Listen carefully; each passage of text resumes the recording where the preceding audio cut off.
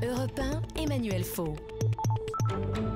Bonsoir Emmanuel Hirsch. Bonsoir Emmanuel Faux. Vous êtes professeur d'éthique médicale à l'Université Paris-Sud et vous suivez de très près le cas de Vincent Lambert. Vous êtes souvent exprimé sur cette affaire, encore tout récemment, sur la décision de la Cour européenne des droits de l'homme.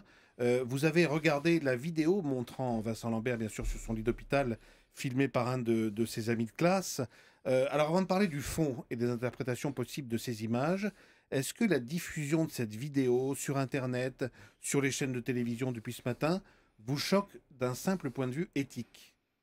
D'un point de vue éthique, d'un point de vue moral, c'est vrai que c'est une personne vulnérable.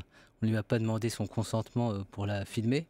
J'imagine que les personnes qui l'ont fait ont le sentiment qu'elles défendent les intérêts de M. Vincent Lambert.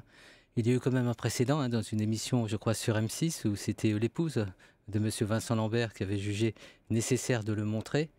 Ce qui est important de voir, c'est qu'on a à la fois une affaire intime et qu'on doit respecter, puis une affaire publique, puisque elle a fait éruption sur la scène publique dans le cadre de la concertation nationale sur la fin de vie.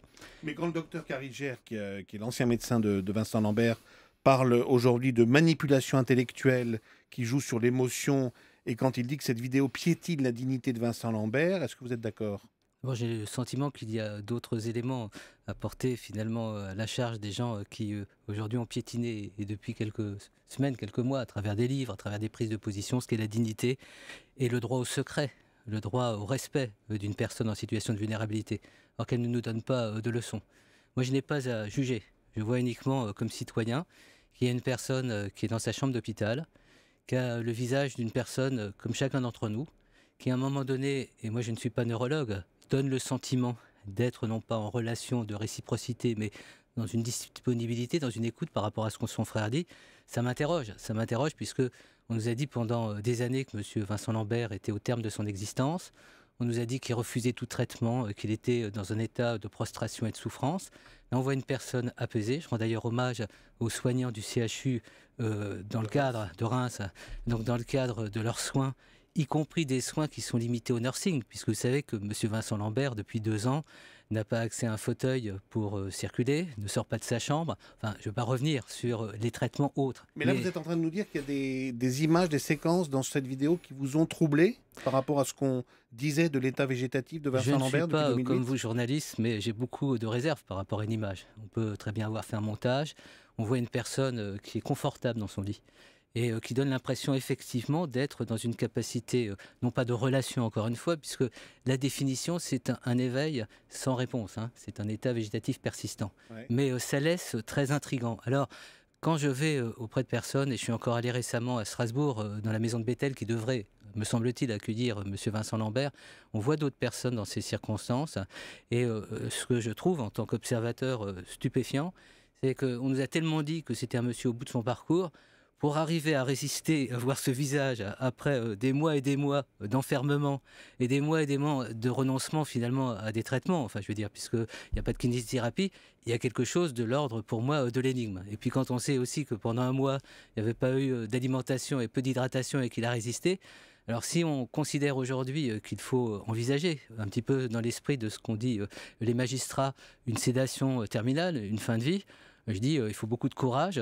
pour pouvoir affronter cette question et, à mon avis, ça justifierait aujourd'hui une prise de décision collégiale, c'est-à-dire que, d'une manière avérée, on ait vraiment la conviction, nous citoyens, que le n'importe quoi n'est pas fait.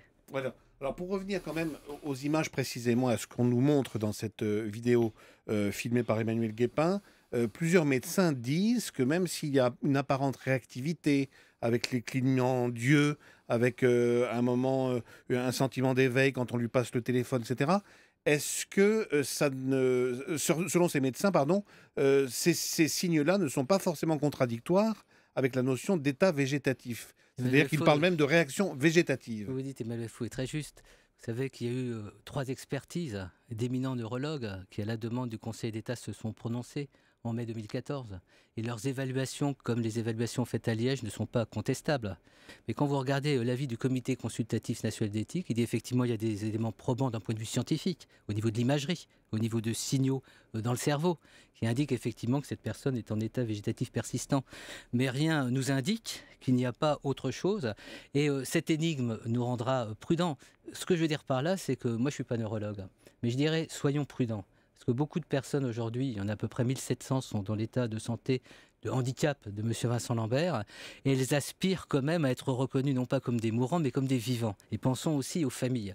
Alors bien sûr, la Cour européenne des droits de l'homme et le Conseil d'État ont dit que leur position ne faisait pas jurisprudence. Mais dans le contexte actuel, cette précipitation à en finir m'interroge et m'interpelle. C'est pourquoi j'ai fait une proposition, j'ai fait dans le Figaro et dans le Huffington Post, c'est que nos instances d'éthique qui, avec beaucoup d'intelligence, beaucoup de nuances, se sont prononcées en mai 2014, se déplacent, non pas pour prendre une décision, ça c'est du ressort des autorités médicales, bref, de ceux qui sont en place pour une décision collégiale, mais se déplacent pour montrer l'attention que nous, la cité, on porte à ces situations au-delà de M. Vincent Lambert.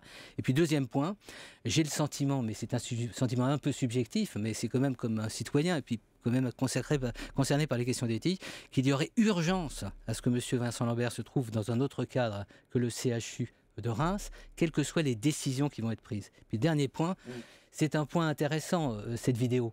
Moi, je ne m'arrête pas à une vidéo. C'est une image, hein, il y a le côté relatif, il y a l'émotion. Mais vous avez l'air de dire quand même ce soir que c'est une pièce à verser au dossier. Si je puis de dire. toutes les On manières, ne peut pas passer par-dessus elle intervient à un moment et la balayer où comme il y ça a d'un tout revers un de main. imaginaire qui a été produit par des informations diffusées par les uns et les autres en disant on a une personne qui a envie que tout s'arrête. Moi, ce que je vois en tous les cas, mais qu'on me dise le contraire, que c'est une personne effectivement, et vous l'avez très très bien dit, qui est en état végétatif persistant. Si ça se trouve, elle ne comprend pas réellement ce que lui dit son frère, mais il y a une réceptivité. Et si on avait enlevé le mot Vincent Lambert et qu'on avait montré ça à tout un chacun, on n'aurait pas dit que c'est un monsieur en état végétatif persistant. Et encore une fois, ça demande de l'inquiétude, ça demande de la nuance, ça demande de la retenue. Et je mets ça au regard de ce qui s'est passé vendredi à l'annonce de l'arrêt de la Cour européenne des droits de l'homme, quand un certain nombre de professionnels disaient il faut qu'on arrête tout. Encore une fois, et je termine sur un point, je ne suis pas pour l'acharnement thérapeutique. Je suis pour le respect de la dignité de cette personne. Mais quand on nous dit « Monsieur Vincent Lambert voulait que ça s'arrête », là on est un petit peu interloqué. Vous interrogez. Mais est-ce que vous allez jusqu'à dire ces images qu'on nous montre aujourd'hui doivent aller jusqu'à suspendre, remettre en cause la décision justement de la Cour européenne, confirmant celle du Conseil d'État l'an dernier? De toutes les manières, l'arrêt, que ce soit de la CEDH ou du Conseil d'État, c'est pas l'arrêt définitif, c'est-à-dire maintenant c'est une décision médicale sur des arguments. Il y a eu tout un ensemble d'expertises. Juste un point, vous voyez le nombre d'expertises et la complexité auxquelles les experts ont été confrontés, c'est-à-dire tout ce qu'on a mobilisé pour arriver à bien identifier la situation dans laquelle se trouve M. Vincent Lambert. Je repose la question, est-ce qu'on doit mettre en balance ces décisions, à votre avis, avec les images qui nous parviennent aujourd'hui? Je ne suis pas certain. Pour moi, c'est tout à fait logique qu'une décision soit prise hic et nunc, c'est-à-dire dans quel état se trouve M. Vincent Lambert, qui dit, laissez-moi cette utopie, qui n'a pas évolué, qui dit que malgré ces conditions particulières, il n'y a pas un minimum d'évolution qui justifierait qu'on revoie une position qui a été prise dans un contexte bien particulier. Je ne remets pas en cause une décision, un arrêt de justice, mais je dis que ça va être une décision collégiale, transparente, loyale, qui concerne au-delà de M. Vincent Lambert toutes sortes de personnes qui sont en situation de vulnérabilité. Et ça, c'est une responsabilité de démocrate que j'exprime. Alors, Emmanuel, juste un dernier mot. On sait que dans les jours qui viennent, le CHU de Reims a prévu de réunir tous les proches de Vincent Lambert et son équipe médicale pour réfléchir à la mise en œuvre de ces décisions à la fois du Conseil d'État et de la Cour européenne. Qu'est-ce qui va se passer? Puisqu'on voit bien qu'aujourd'hui, plus que jamais, on a deux camps irréductibles qui s'affrontent, les partisans de l'arrêt des soins et ceux qui sont hostiles. D'abord, je ne suis pas certain qu'il faille caricaturer les positions. Il y a deux positions qui se sont cristallisées, et on pourra revenir plus tard dans un autre contexte sur comment la chose s'est construite. Au jour le jour, au moment où on parle, des décisions d'arrêt de traitement, de limitation de traitement se prennent dans des services d'une manière, j'allais dire, confidentielle et en harmonie avec les familles, même si c'est des décisions qu'on peut imaginer difficiles à prendre. Ce qui me semble vraiment essentiel aujourd'hui, c'est que la décision, quelle qu'elle soit prise d'une manière responsable. En comprenant que M. Vincent Lambert est maintenant devenu un symbole, qu'on est dans le cadre d'une concertation sur la fin de vie qui aboutit aujourd'hui, on va le voir la semaine prochaine avec le débat au Sénat sur une nouvelle proposition de loi qui va apporter encore des éléments supplémentaires à la loi Leonetti du 22 avril 2005. Tous ces éléments nous incitent à être prudents et moi, ma seule demande de citoyen, on a des instances éthiques, non pas qu'elles décident mais qu'elle se penche aujourd'hui sur les modalités d'une prise de décision collégiale qui appartient à l'équipe aujourd'hui en charge de M. Vincent Lambert, mais rien ne m'empêche de penser qu'il vaudrait mieux que cette prise de décision collégiale soit prise dans un lieu neutre, tiers, qui n'ait pas ces représentations pour les familles de ce qui mettra en cause une certaine forme de confiance. Et donc la vidéo doit être un élément dans la prise de décision collégiale que vous De appelez toutes les façons, on ne m'a pas demandé. La vidéo, elle existe, elle circule, et regardez les réactions qu'il suscite dans notre société en disant « on ne nous a pas tout dit ». Donc rien que pour cet élément-là, ça mérite de la vigilance. Merci beaucoup Emmanuel Hirsch, professeur d'éthique médicale à l'Université Paris-Sud. Merci d'être venu dans Europe Nuit. Merci de votre invitation.